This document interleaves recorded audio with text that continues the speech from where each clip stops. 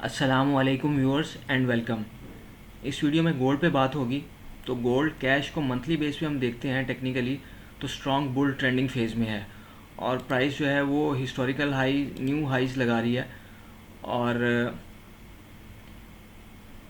Weekly base पे अगर हम देखें तो ये कंसोलिडेशन एरिया था जब 2431 का हाई जुलाई 2024 में 2431 का हाई और 2277 का लो।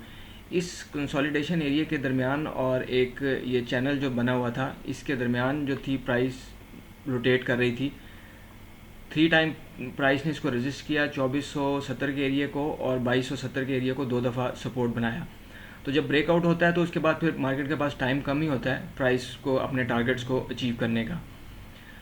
तो छोटे टाइम फ्रेम में आते जाएंगे तो डेली बेस पे ये जब जो लास्ट वीडियो थी जिसमें एफओएमसी से पहले मैंने डिस्कस किया था वीडियो में कि ये एरिया होगा जिसमें मैं बायर हूँगा।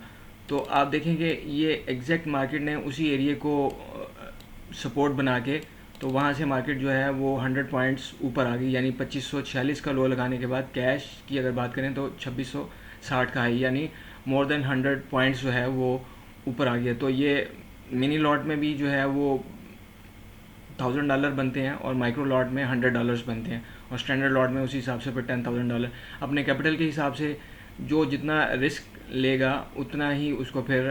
तो बात करने का मकसद ये है कि ये कैसे प्रिसाइजली इसको मॉनिटर किया जा सकता है और देखा जा सकता है, टेक्निकली एनालाइज करते हुए पोजीशन अपनी ली जा सकती है। ये रेजिस्टेंस बिकम सपोर्ट है। तो फ्यूचर गोल्ड में देखते हैं तो हम ये 2570 का जो सपोर्ट थी, जो रेजिस्टेंस थी, उसी से मार्केट ने सपोर्ट ली एफओएमसी के टाइम पे और उस टाइम उसके बाद जो है 2686 यानी 116 पॉइंट प्राइस जो है वो वहाँ से एक्सेलरेट कर गई और बड़े छोटे से स्टॉप के साथ हम छोटे टाइम फ्रेम में आते जाएंगे तो देखते जाएंगे कि वहाँ पे बहुत छोटे से स्टॉप के लॉस के साथ एंट्री इनिशिएट हो रही थी।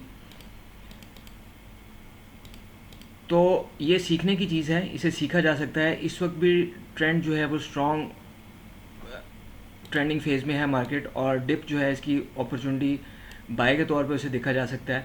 बहुत एग्रेसिव ट्रेडर जो है वो इसे इस एरिया से 2690 और 2700 के एरिया से शॉर्ट सेल कर सकता है, लेकिन बहुत टाइट स्टॉप लॉस के साथ और छोटे टाइम फ्रेम में अगर वहाँ पे कोई सिनेरियो बनता है तो फिर ये प्राइस ने एक्सेलरेट किया। इससे ये जो हाई था 2690 का, इससे ऊपर गई है और वापस इसके अंदर आई है प्राइस। तो एक सेल का रूल इसमें अप्लाई हुआ और उसका स्टॉप लॉस जो है वो बन रहा है 2697 का।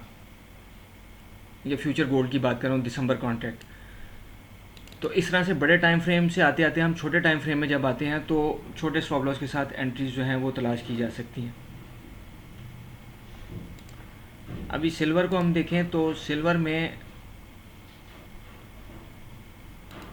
वीकली में हायर हाइज लगाती हुई मार्केट और स्ट्रॉन्ग बुलिश ट्रेंड में तो नहीं है, बुलिश ट्रेंड में है लेकिन थोड़ा साइडवेज, जिसकी ये देखें कि अभी फ़िलहाल कंसोलिडेशन एरिया में चल रही है। और कैश सिल्वर को अगर हम देखते हैं तो 3250 की इसकी मेजर रेजिस्टेंस है और सपोर्ट है 2640 की।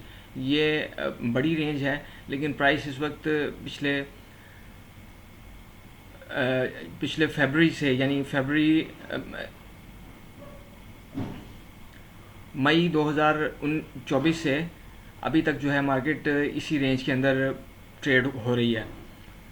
डेली बेस पे देखें तो जो रेजिस्टेंस बिकम सपोर्ट का कॉन्सेप्ट है उसी के तहत एफओएमसी के टाइम पे ये मार्केट ने डिप ली थी और ये डिप को बाय अपॉर्चुनिटी के तौर पे देखा जा सकता है। अभी रेजिस्टेंस जो है जैसे पहले बताया कि